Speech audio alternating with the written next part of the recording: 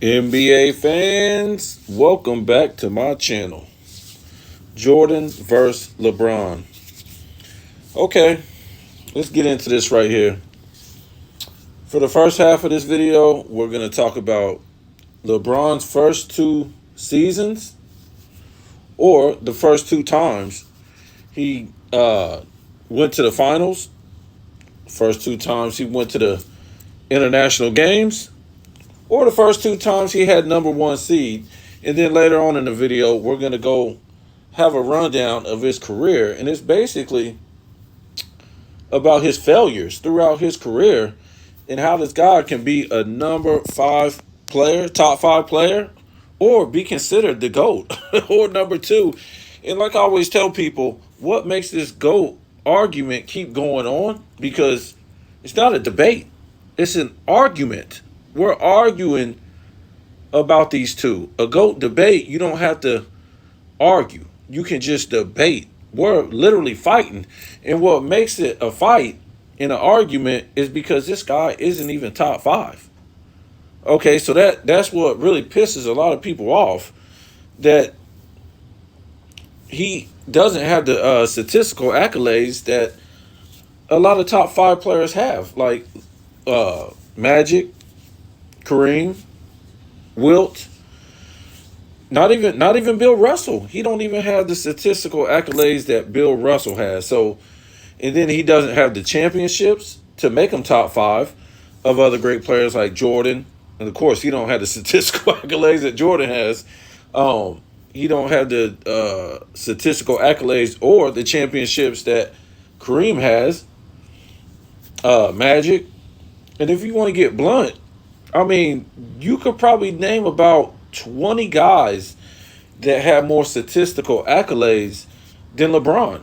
And when we think about it, his own teammate, AD, has more statistical accolades, like block titles, rebound titles. You can go to Dwight Howard. You can go to these type of guys. That's what thrills me. Okay, when I see these statistical accolades, that tells me how hard of a worker you were on the court. Now, it's a lot of these dudes that don't have it, and that's okay. But to me, they're not in my top five. You know, like Tim Duncan, a good player, but we can expose him really good another day. I'm not trying to say he wasn't a good player, but he doesn't have no statistical accolades. Larry Bird, he doesn't have any statistical accolades. Not that he wasn't a great player, but when you get down to like guys like, Jordan, Wilt, Kareem, and these guys like that, even Russell, if blocks was around, these guys who could lead the league in like two statistical accolades is insane. Those are real dudes that was getting it on the court night in and night out. So to me, I consider these guys with more statistical accolades really great players. I know you guys like 27, 7 and 7 and stuff like that, but I think that's easy to get for a lot of players who never got that, like Jordan, take a Will or Kareem. I mean, that really ain't that hard to do, especially when you're not, going after one statistical accolade or two. You're just trying to be in the middle. Like 7 rebounds ain't a lot. It's not even going to get you top 50 of all time. 7 assists ain't going to get you top 20 of all time per game. So that's a whole different story. But like I was saying, they try to put LeBron in this top 5 and literally 1 and 2. And that's what pisses people off, because he really doesn't have nothing to show for it.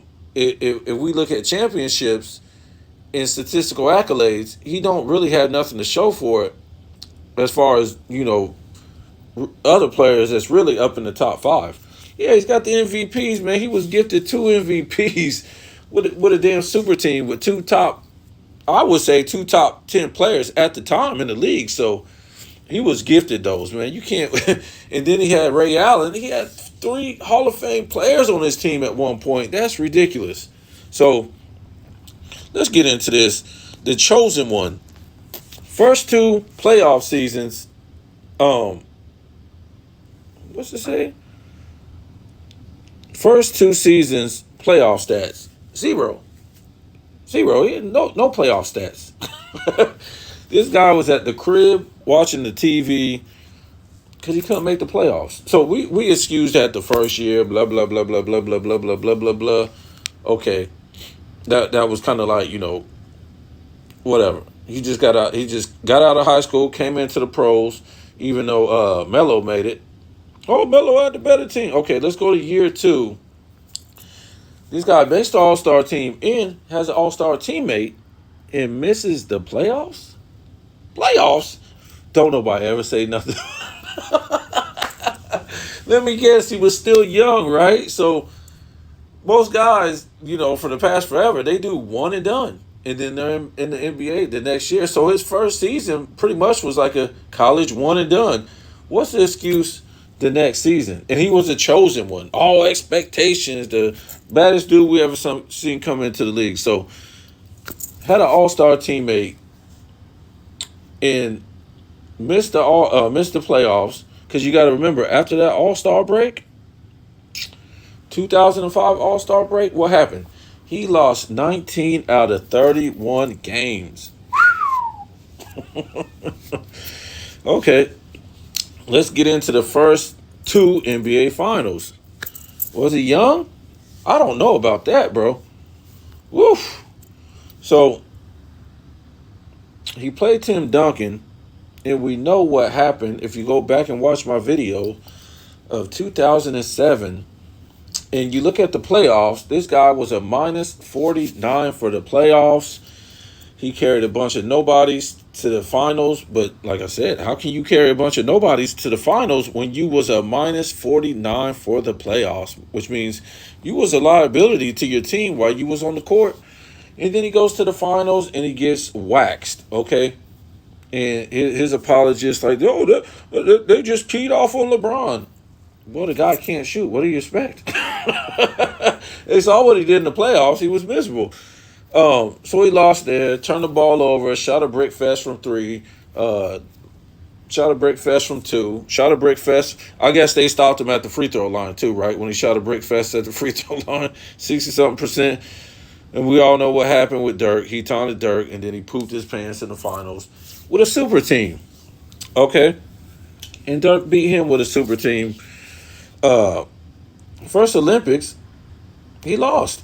Got the bronze medal, and they want to make excuses for him because he didn't get no playing time. But if you saw my video, his rookie year, he was a minus 144 for the season.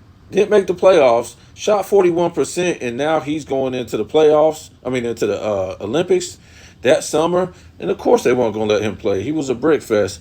And we're going to get into this right here. I just want to finish the rest of that screen. So he makes it to the FIBA, and there's basically nobody in the FIBA. Okay, it's worse than the Olympics. The Olympics in 2004. But like they're gonna say, the world caught up to us. So in 2004, the world caught up to us. Wow.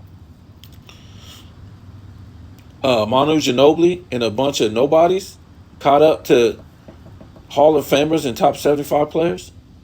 He ain't one person on that Argentina team a Hall of Famer. Maybe Manu based on his championships, but no, this dude was a six-man. And then he goes to the FIBA.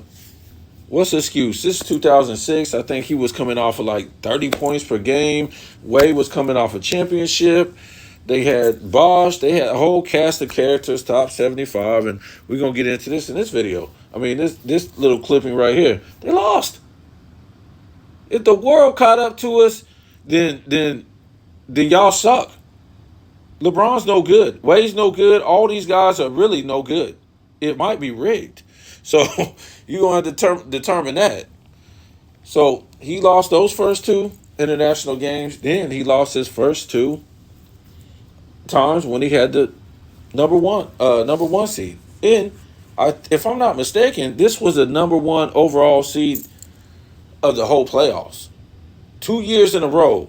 Could you imagine us still talking about Jordan? I'm talking about today, right? In a GOAT debate. In a GOAT debate. He lost 2 years in a row as the MVP, as the number one overall seed. Let's just say to the Pistons. I mean, wouldn't they be running that up on Jordan every single day? He missed the play. I mean, he pooped his pants as a number one seed. Not once, but in 2 times in a row. It's not really talked about. The only things talked about is the next year when he formed a super team and pooped all over himself. I mean, and I keep trying to tell y'all, this is what makes a GOAT debate when it's full of shit. Because if they was arguing Jordan and Kareem, nobody would be talking about it. Not because it won't be a debate. It's because nobody would be pissed off about the debate.